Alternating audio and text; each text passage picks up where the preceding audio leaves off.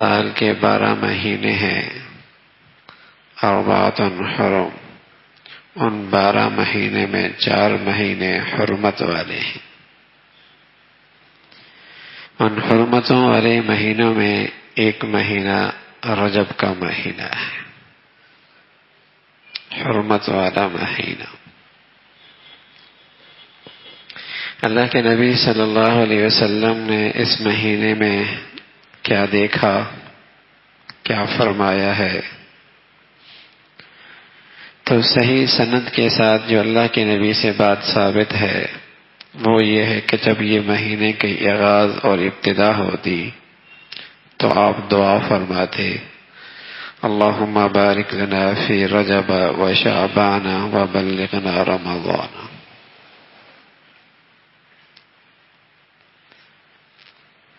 مسلمان بھی اسی کا اہتمام کرتے ہیں، ابتدا میں نہ کر پائے، جب یاد آ جائے تو اس دعا کا اہتمام کر لینا چاہیے۔ اللہم بارک لنا فی رجب و شعبان و بلغنا رمضان۔ اے اللہ میرے رجب میں، میرے شعبان میں برکت دے دے، یعنی میری عمر میں برکت دے دے کہ مجھے رمضان عطا فرما دے۔ گویا کہ رمضان کا اہتمام رجب سے ہو رہا ہے، گویا کہ رمضان کا اہتمام تیاری رجب سے شروع ہو گئی ہے۔ یہ اللہ کے نبی صلی اللہ علیہ وسلم سے یہ عمل ثابت ہے، صحیح سند کے ساتھ، صحیح روایت کے ساتھ۔ اس کے علاوہ آپ علیہ الصلوۃ والسلام سے اس مہینے میں اور کوئی عمل ثابت نہیں ہے کہ آپ نے کسی رات میں کچھ کیا ہو، کوئی روزہ رکھا ہو، کچھ میٹھا پکایا ہو، کوئی شیرینی تقسیم کی ہو۔ ان میں سے کوئی بھی بات اللہ کے نبی سے صحیح سند سے ثابت نہیں ہے۔ اور میرے عزیزو، کوئی بات دین کی ثابت نہ ہو، نبی سے ثابت نہ ہو، اور اسے دین سمجھ کے، ثواب سمجھ کے کر لیا جائے تو یہ دین میں خود ساختہ اضافہ کہلاتا ہے۔ اللہ کے نبی کو بڑا سخت ناپسند ہے، اللہ کے نبی کو بڑی سخت ناپسند ہے۔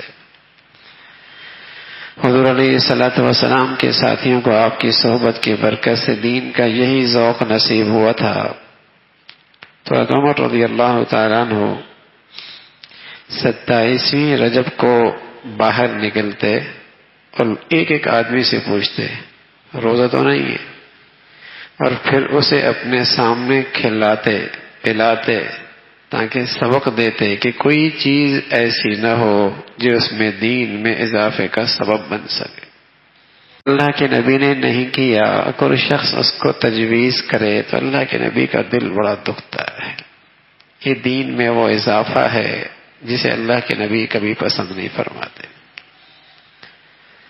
یہ سوچ ساختہ اضافہ ہے۔ ہمارے بعض بھائی بیچارے ناواقفیت سے عناد نہیں ہوتا، نا واقف ہوتے ہیں اور انہیں صحیح بات کا اندازہ نہیں ہوتا، تو اس قسم کی چیزوں کا وہ اہتمام شروع کر دیتے ہیں کہ اس دن روزہ رکھنا ہے، کنڈوں کے نام پر کچھ میٹھا پکانا ہے، تقسیم کرنا ہے، جس کی کوئی حقیقت نہیں ہے۔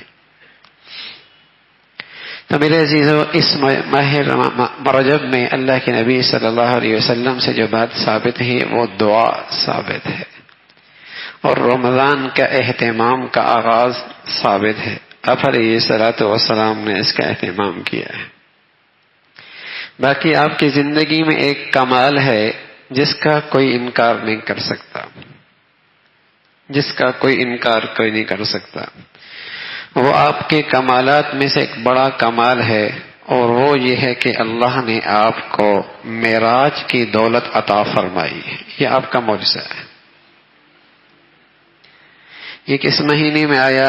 بعض روایت میں آتا ہے ربیع الاول میں ہوا، بعضوں میں آیا رجب میں ہوا۔ یہ کون سی رات ہے؟ کوئی سی بھی ہو، لیکن اللہ کے نبی صلی اللہ علیہ وسلم کی زندگی میں اس معراج کے واقعے کے بعد 18 سال آپ زندہ رہے، لیکن آپ نے کسی رات میں کوئی خاص اہتمام نہیں فرمایا. معراج ہوا، اور یہ اللہ کے نبی صلی اللہ علیہ وسلم کی زندگی کا ایک بہت بڑا کمال ہے، آپ کی زندگی کا ایک بہت بڑا معجزہ ہے، اس میں کوئی شک نہیں. اس میں امت کو بہت کچھ ملا، اللہ کے نبی کے مشاہدے سے امت کو بہت کچھ سبق ملا، رہنمائی ملی. لیکن آپ کی زندگی میں یہ نبوت کے 5ویں سال یہ معراج کا واقعہ پیش آیا، لیکن پھر اس کے بعد آپ 18 سال تک زندہ رہے، لیکن کہیں آپ نے کسی خاص رات کا، کسی خاص دن کا کوئی اہتمام نہیں فرمایا. کوئی اللہ کے نبی سے بڑھ کر دین سمجھنے کا دعویٰ کرے یا صحابہ سے بڑھ کر عبادت کا اپنے آپ کو باذوق سمجھے تو حماقت ہی ہو سکتی ہے، جہالت ہی ہو سکتی ہے. نبی سے بڑھ کر راتوں کی فضیلت، ایام کی فضیلت کون سمجھ سکتا ہے، اور صحابہ سے بڑھ کر عبادات کا ذوق کون رکھ سکتا ہے. پھر اللہ کے نبی کی زندگی میں 18 سال گزرے، پھر آپ کے پاس صحابہ کی زندگیاں 1 صدی تک رہی، 1 صدی تک صحابہ کا سلسلہ رہا. لیکن اس پوری صدی کے اندر بھی پھر تابعین، پھر تبع تابعین کی زندگی میں کہیں کوئی ایسی چیز نظر نہیں آتی.